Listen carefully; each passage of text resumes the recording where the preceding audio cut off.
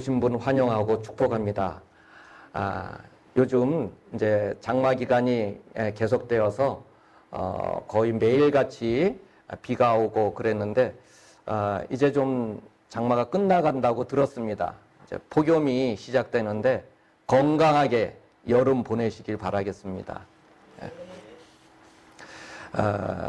요즘은 이제 직장 생활을 하면서 개인의 사생활을 중요시하는 그런 흐름이다 보니까 과거하고 달라서 회식을 하더라도 뭐 술을 강제로 권한다든지 뭐 이런 것은 없는 것 같습니다. 많이 이제 그런 것이 사라졌는데 제가 이제 직장 생활 한참 할 때에는 한 10년 그 전까지만 하더라도 술 문화가 굉장히 이렇게 직장 내에 깊이 파고 들어가 있었던 것 같습니다. 그래서 회식을 하면은 그 술이 빠지지가 않아요. 그래서 저는 직장 생활하면서 술을 안 마셨거든요. 그러니까 이게 상당히 좀 어려움이 있기도 했습니다, 때로. 그래서 어떨 때는 어느 상사가 자기는 그 술 안 마시는 팀장하고는 같이 근무할 수 없으니까 알아서 다른 데로 가라. 뭐 이런 이야기도 듣기도 했습니다. 하여간 그때는 좀 대단했던 것 같습니다. 술을 안 마시거나 못 마시면 직장 생활을 좀 버티기가 좀 힘들었던 시기였죠. 그런 때가 있었죠. 그런데 이게 이제 시간이 흐르면서 직장 생활 제가 연수가 이제 거듭하면서 조금 이제 부담을 덜게 되었습니다. 근데 왜 부담을 덜었냐면은 제가 하는 거는 이제 똑같은데, 이제 제가 근무하는 직장은 2년이나 3년에 한 번씩 이렇게 지점을 이제 옮겨 다닙니다. 옮기면은, 물론 이제 새로운 곳에서 이렇게 막 또 이제 그게 시작이 되죠. 그런데, 옮기면은 이 직원이 이제 인사 이동을 하면은 그 상대방 지점에 자기네 지점에 올 그 직원이 어떤 직원인지 말이 먼저 가 있습니다. 소문이 먼저 가서 보통 이제 발령 나고 나서 2, 3일 후에 새로운 곳으로 가게 되는데, 예를 들어서 제가 발령 났다 그러면 제가 가기 전에 이미 저에 대한 그 소문이 딱 이미 다 퍼져서 저에 대해서 다 스크린되어 있습니다. 그래서 그 사람은, 그 직원은 술을 전혀 안 마신대, 뭐 이거부터 시작해서 이제 이미 퍼져 있습니다. 그러니까 이제 가더라도 어떤 곳은 제 상사가 이제 저를 이제 환영한다고 회식을 하는데 술을 안 마신다면서요 하면서 이제 사이들을 따라주기도 합니다.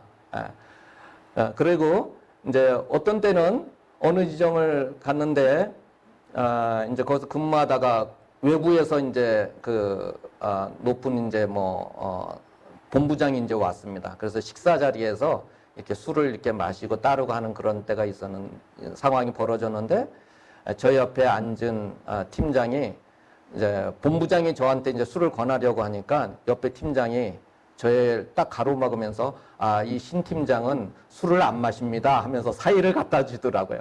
알아서 이제 저를 변호해 주는 사람까지 생기더라고요. 그래서 그게 이제 인사이동이 저한테는 어떤 그런 좋은 그 장점도, 덕을 좀 보긴 했습니다만, 인사이동을 하게 되면은 이런 일들이 이제 생기게 됩니다. 그 과정이 그 발령을 받으면 보통 2, 3일의 그 기간을 두고 이제 직원이 나중에 가게 되는데, 그 기간 동안에 전에 근무했던 그 지점에서 새로 갈 지점에 여러 가지 이제 소문들이 이제 갑니다. 말이 먼저 가 있습니다. 이 사람은 이런 스타일이고 저런 스타일이고 성격은 어떻고 저렇고 이렇게 이제 전달이 됩니다. 그런데 그게 근무했던 지점 바로 앞 지점뿐만 아니라 5년 전, 10년 전 근무했던 지점에서도 그 소문이 새로운 지점으로 가는 거예요.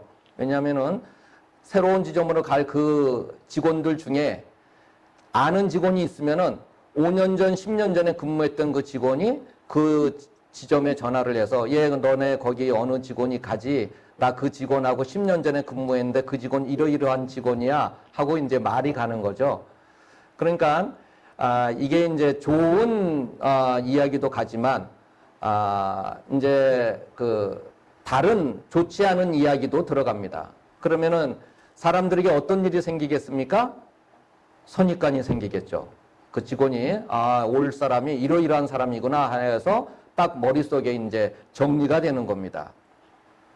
그러다 보면은 그것이 어떤 일이 생기냐면은 사실 그 사람이 5년 전, 10년 전하고 실제 그랬다 하더라도 5년, 10년 후에 지금은 바뀌어져 있을 수도 있잖아요. 그죠? 근데 그런 거 바뀌어져 있음에도 불구하고 어떤 잘못된 정보가 사람들에게 이제 전달이 되기도 하고 또, 그 직원에 대해서 그러다 보니까 이제 색안경을 끼고 이렇게 이제 바라보게 되는 일이 생깁니다. 그래서 저는 이제, 지점에 이제 근무하는 가운데에서 여러 가지, 기도 제목을 가지고 기도하고 있는데 그 당시에 기도했던 기도 제목 중에 하나는 뭐냐면, 어느 직원이든지 그 직원에 대하여 소문에 의해서 보지 아니하고 제가 같이 일을 하면서 겪으면서 그를 바라볼 수 있도록 이렇게 기도했던 일이 있습니다. 이렇게 이제 여러 가지로 그 선입관을 갖게 되는데 그 선입관이 어떤 그 잘못된 일을 겪냐면은 기존에 심겨져 있는 정보로 그 직원을 그 틀에 맞춰서 바라보게 되거든요. 그러다 보면은 함께 근무하는 직원을 볼 때에 올바로 보지 못하고 자기 나름대로 판단해서 보게 되는 거죠. 선입관은 사람에 대해서 올바로 아는 것을 방해하고 또 그것이 하나의 고정관념으로 바뀌게 되어서 새로운 정보가 들어오고 올바른 판단을 하는 것을 방해합니다. 오늘 본문 22절 말씀에서도 동일한 모습을 우리는 이 유대인들을 통해서 볼 수가 있습니다. 본문 22절 말씀을 다 함께 한 목소리로 읽으시겠습니다. 그 입으로 나오는 바 은혜는 정말을 놀랍게 여겨 이르되 이 사람이 요셉의 아들이 아니냐. 16절 말씀을 보면 예수님께서 고향 나사렛에서 말씀을 전하고 계십니다. 그 말씀에 사람들은 주목하여 보았고 지금 방금 읽으신 그 말씀을 보면은 22절 말씀에서 사람들은 그 말씀을 듣고 그 예수님으로부터 나오는 은혜로운 말을 놀랍게 여겼다고 했습니다. 말씀의 은혜를 받은 것이죠. 놀라운 말씀을 예수님께서 하신 말씀을 통해서 들었습니다. 그런데 그들의 반응이 어떻습니까? 이 사람이 요셉의 아들이 아니냐. 요셉의 아들이라는 것은 뭡니까? 그들이 나사렛 같은 고향에서 이들이 지난 30여 년 동안 알았던 요셉. 요셉은 직업이 뭡니까? 목수죠. 목수였고 예수님도 그 밑에서 같이 목수 일을 하셨습니다.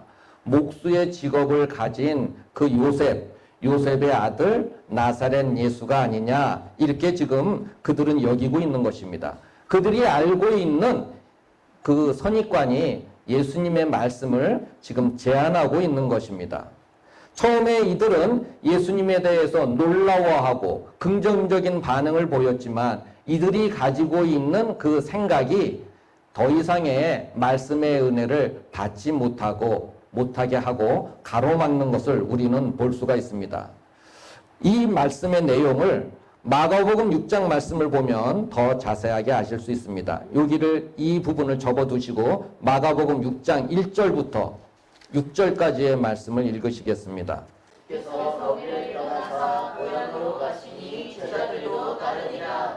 안식일이 되어 회당에서 가르치시니 많은 사람이 듣고 놀라리되 이 사람이 어디서 이런 것을 얻었느냐. 이 사람이 받은 지혜와 그 손으로 이루어지는 이런 권능이 어찌되느냐. 이 사람이 마리아의 아들 모두가 아니냐. 야고보와 요셉과 유다와 시몬의 형제가 아니냐. 그 의인들이 우리와 함께 여기 있지 아니하냐 하고 예수를 배척한지라. 예수께서 그들에게 이르시되 선지자가 자기 고향과 자기 친척과 자기 집 외에서는 존경을 받지 못함이 없느니라 하시며 거기서는 아무 권능도 행하실 수 없어 다만 소수의 경전에게 안수하여 고칠 뿐이었고 그들이 믿지 않음을 이상히 여기셨더라. 네, 지금 말씀을 보면 예수님께서 고향에 가셔서 말씀을 전하시고 있습니다. 근데 사람들이 이 말씀을 듣고 깜짝 놀라죠. 어디서 이렇게 이런 지혜와 권능이 나오냐 하면서 놀랍니다. 그런데 그 후에 그들의 반응이 아주 대조적입니다. 어떤 반응을 보입니까? 마리아의 아들 목수가 아니냐. 이사의 그 형제들, 야고보, 요셉, 시몬 이런 사람들은 우리와 함께 있고 이의 자매들도 우리와 함께 있지 아니하냐 하면서 오히려 그들이 예수님을 배척을 합니다. 그들이 예수님의 말씀을 통해서 그 놀라운 말씀을 통해서 그 권능을 보았으면서도 믿지 아니하고 예수님을 오히려 배척하고 있는 것입니다. 구약 시대의 유대인들은 이 사람의 육체적인 노동에 대해서 굉장히 가치롭게 여기고 존중했습니다. 그런데 헬라 로마 시대, 이 신약 시대에 와서는 육체 노동을 아주 천시 여겼던 거예요. 그래서 목수라고 이 표현한 이 자체에는 목수 주제에 이런 비아냥거림이 같이 포함되어 있습니다. 얕잡아 보는 것이죠. 예수님에 대해서 이들은 천시 여긴 것입니다. 예수님의 그 말씀을 통해서 놀랍고 했지만 그 예수님께서 그들이 오랫동안 알고 있었던 예수, 그의 직업 목수, 이거에 대해서 그들은 부정적인 반응을 지금 나타내 보이고 있는 것입니다. 다시 누가복음 본문의 23절 말씀을 보면 고향 사람들은 예수님께서 이미 다른 지역에서 이적을 행하셨다라는 소문을 들어서 알고 있다라는 것을 엿볼 수 있습니다. 23절 말씀을 보면 너희가 반드시 의사야 너 자신을 고치라 하는 속담, 이 속담은 무엇이냐면 다른 사람의 병을 고치기 전에 자신의 병을 먼저 고쳐서 자기 자신이 능력이 있는 의사인 것을 증명해 보여라 하는 속담입니다. 바꿔서 말한다면 다른 지역 가버나움에서만 이적을 행할 것이 아니라 너의 고향에서도 나사렛에서도 이적을 행해서 예수님이 자신이 메시아라는 것을 증명해 보이라는 것입니다. 그렇지만 실제로는 이 사람들은, 고향 사람들은 벌써 마음속으로 자신들이 지난 30년 동안 알고 지냈던 목수의 아들인 예수님께서 메시아일 리가 없다라는 생각을 가지고 있습니다. 따라서 만약 예수님께서 이적을 행하시더라도 또 다른 이유를 내세워서 예수님께서 메시아이시다라는 것을 인정하지 않았을 것입니다. 이들의 선입관이 메시아이신 예수님을 올바로 보지 못하게 하고 있습니다. 이들의 선입관이 믿음을 방해하고 있습니다. 이 선입관의 사전적 의미는 이렇습니다. 어떤 대상에 대하여 이미 마음속에 가지고 있는 고정적인 관념이나 관점, 이렇게 정의를 하고 있습니다. 고향 나사렛 사람들은 예수님을 그들과 30여 년간 함께 했던 요셉의 아들, 목수의 아들로 바라보고만 있습니다. 그들은 예수님께서 오랫동안 그들 곁에 계셨던 평범한 목수의 아들로만 기억하고 더 이상 놀라운 하나님의 능력이 예수님을 통해서 나타난 것들에 대하여 외면하고 받지 않고 있습니다.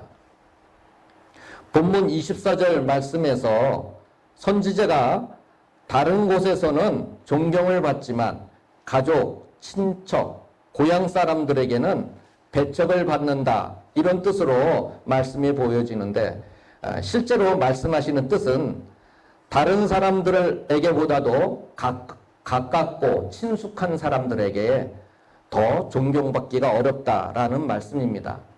사실 예수님께서는 근본 하나님이시지만 그의 공생애를 통하여 존경받아야 할 자들로부터 도리어 온갖 멸시 천대와 모욕을 당하시고 결국 동족의 고발로 십자가에서 죽으셨습니다.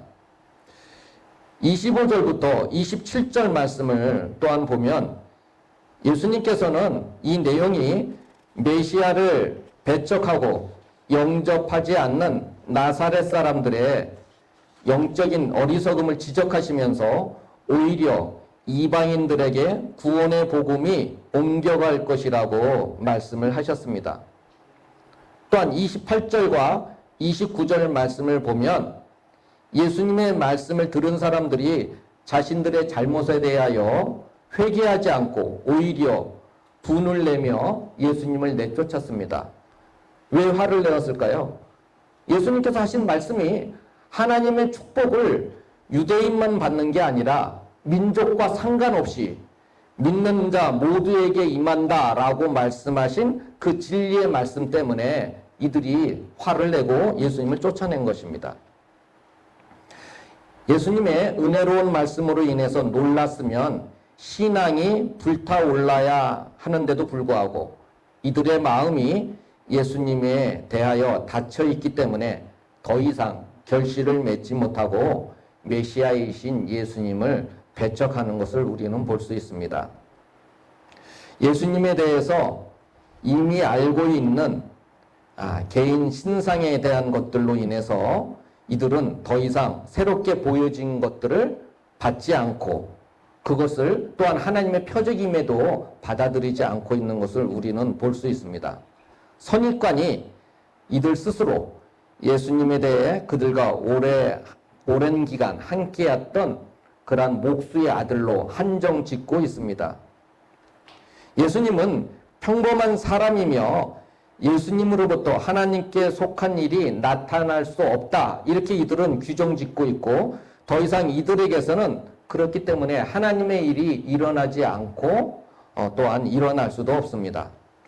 하나님의 일이 더 이상 일어나지 않는 것은 예수님께서 능력이 없으시거나 능력이 제한됐기 때문이 아니라 사람들이 불신하고 있기 때문에 더 많은 권능을 행하시지 않기 때문입니다.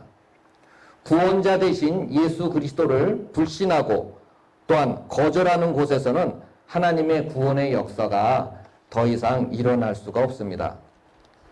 근데 이 모습은 오늘날 살아가고 있는 대부분의 일반적인 사람들의 모습과도 많이 닮아 있습니다. 사람들이 예수님을 어떻게 알고 있습니까? 믿지 아니하는 사람들 상당수는 그저 석가 공자와 함께 3대 성인의 한 사람이다. 이렇게들 이야기를 하지 않습니까? 그들이 학교에서 공부할 때 혹은 세계사 시간에 3대 성인, 4대 성인의 한 사람 이렇게 배운 것을 그들의 머릿속에 틀 속에 집어넣고 있는 것이죠. 그들이 공부하면서 배웠다는 것, 그것을 그 틀에 예수님을 집어넣고 진리의 말씀을 보아도 믿지 않고 배척하고 있는 것입니다. 우리가 이 세상에 살면서 변하지 않는 것들이 있습니까? 우리가 알고 있는 지식들 모두 다 틀림없고 변함이 없는 지식인가요? 그러지는 않죠. 내가 알고 있는 것들, 내가 믿고 있다고 여겨지는 것들도 변화될 수 있고 변할 수 있고 변질될 수 있다라는 것을 우리는 인정을 해야 됩니다. 물이 위에서 아래에 흐른다 이런 그 진리는 태초에도 그렇고 지금도 그렇고 앞으로도 그럴 것입니다. 그러나 진리 이외의 지식은 바뀔 수 있다라는 것을 인정해야 되는 것이죠. 제가 얼마 전에 뉴스를 보다 보니까 하늘을 나는 자동차를 개발을 했답니다. 그래서 그걸 미리 수주를 받고 있는데 억만장자들이 벌써 상당수가 신청을 했대요. 하늘을 나는 자동차를. 자동차가 하늘을 난다는 것은 사실 어떤 공상 과학 영화에서나 볼 수 있었던 그런 일 아닙니까? 근데 지금 시대는 자동차가 하늘을 나는 게 실제로 현실로 나타나고 있거든요. 그런데 예를 들어서 이걸 가지고 제가 이런 생각을 가지고 있다고 한번 가정해 보죠. 아, 자동차는 기름을 넣고 땅에서 달리는 거야 라는 것으로 제가 지식을 가지고 있고 그것을 고집한다고 생각을 해보세요. 그러면 다른 사람이 야, 자동차는 하늘도 날 수가 있어 이런 걸 얘기를 하면은 안 받아들이겠죠. 그걸 고집하고 있다면은. 그런데 이렇게 바뀔 수 있다는 것을 우리가 알고 기억하고 살아야 되는 것입니다. 진리는 사람들이 생각한 대로 바뀌어지거나 이루어지지 않습니다. 사람들은 하나님께서 진리의 말씀을 통해 이미 말씀하시고 나타내 보여주셨지만 이 진리의 말씀들을 사람들은 자기 생각대로 판단하고 결론 짓고 단정 짓고 또 더 이상 새로운 사실, 진리를 받아들이지 않고 있습니다. 그들이 오래전부터 갖고 있는 생각들이 더 이상 진리의 말씀을 받아들이지 않고 있는데요. 그들 생각으로 진리를 왜곡되게 바꾸어 버립니다. 거기에는 사람들의 강팍함, 고집, 또 선입관들이 함께 섞여 있습니다. 자신의 고집을 꺾고 선입관을 버려야 하나님께서 보여주신 표적, 진리의 말씀을 받을 수가 있고 새로운 삶을 살 수가 있습니다. 우리는 그렇기 때문에 예수님에 대해서 또 하나님의 말씀에 대해서 선입관이나 고정관념을 가져서는 안 됩니다.